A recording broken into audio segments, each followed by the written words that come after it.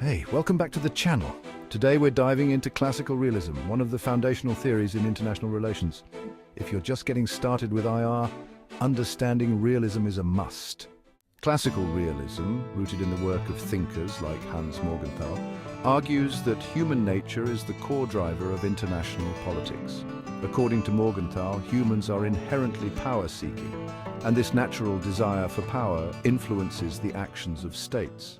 Classical realists believe that the international system is anarchic, meaning there's no central authority to enforce rules. States then are left to act in their own interests, which are defined primarily by power, whether military, economic, or diplomatic.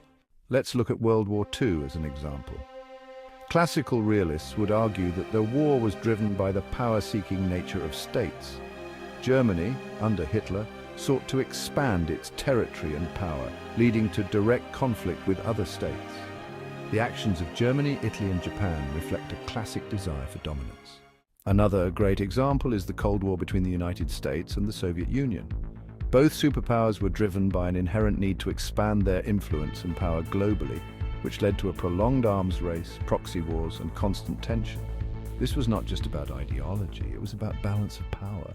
So, classical realism tells us that states act in a competitive environment driven by a desire for power and survival. Morgenthau argued that this human drive for power often leads to conflict, as states seek to secure their interests at the expense of others. To sum it up, classical realism teaches us that international politics is shaped by the power-driven behavior of states, motivated by the same instincts that drive human actions.